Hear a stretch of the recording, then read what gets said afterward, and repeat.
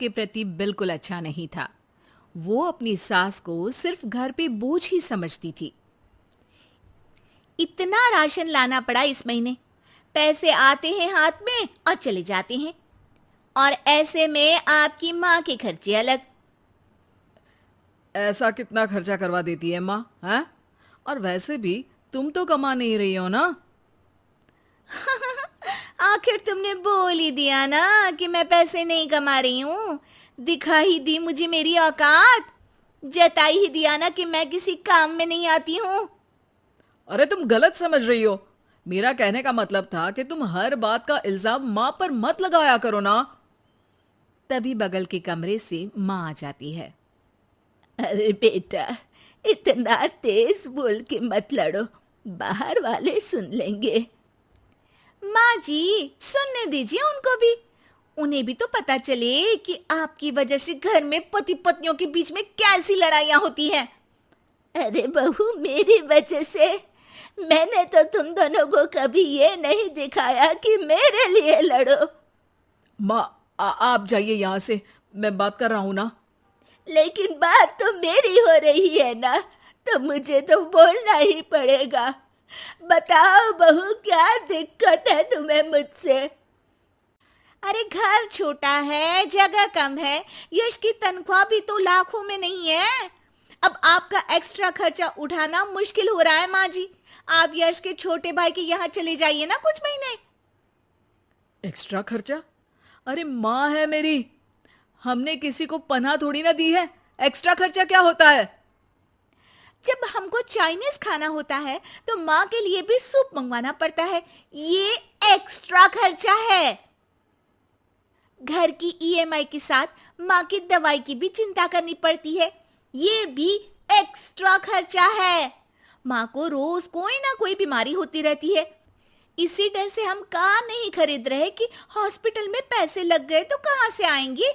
और खाने पीने कपड़े इधर उधर के खर्चे तो जोड़ भी नहीं रही हूँ मैं। अरे ये सब तो मैंने यश के लिए भी किया है।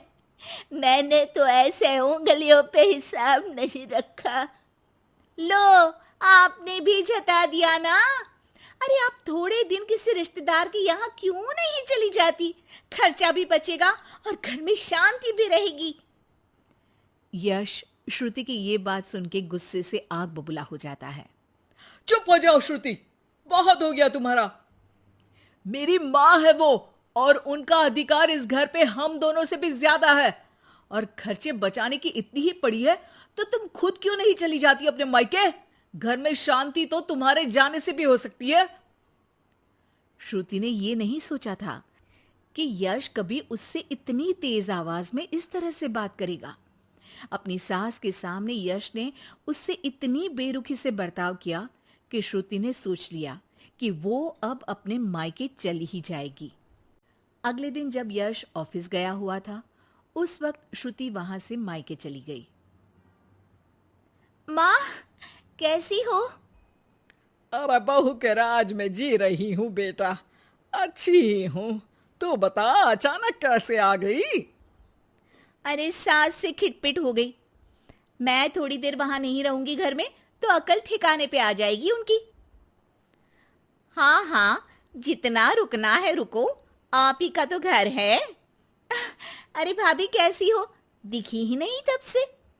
आपकी माँ के लिए दवाई खरीदनी थी तो लेने गई थी। माँ, तबीयत ठीक नहीं है क्या?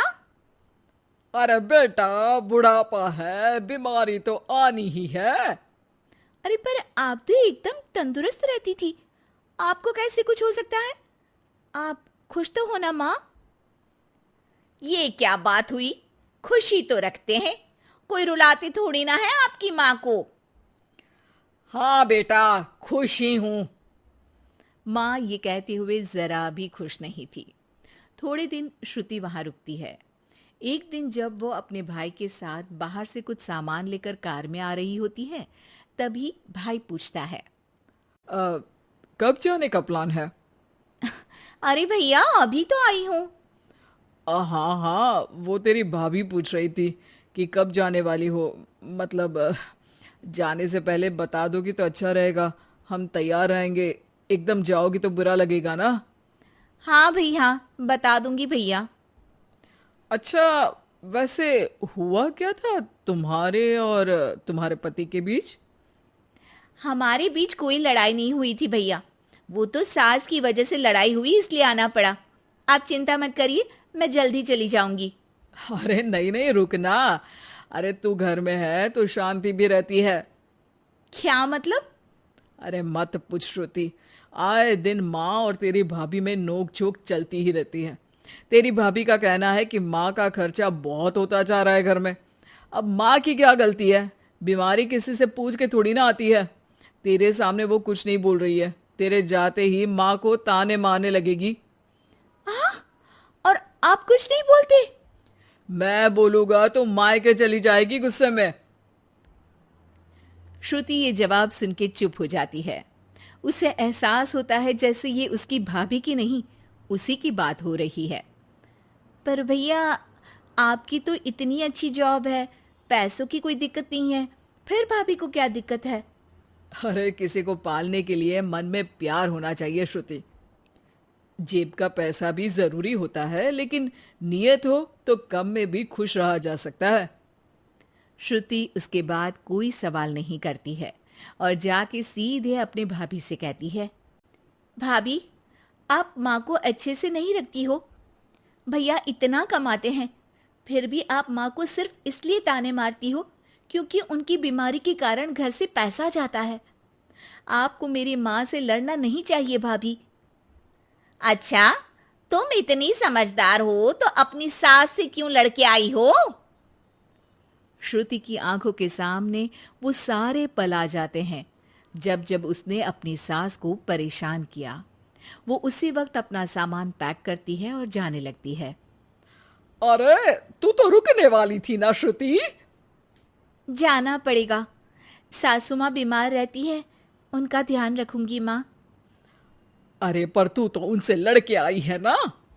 माँ, मैं ये सोच के आई थी कि मेरे बिना उनकी अकल ठिकाने आ जाएगी पर मेरी ही अकल ठिकाने आ गई, और मैं अपनी सास का ध्यान रखूंगी तभी तो अपनी भाभी को ये बोल पाऊंगी कि वो भी अपनी सास का ध्यान रखा करे। श्रुति को कोई नहीं रोकता। वो वापस अपनी सास के पास चली जाती है।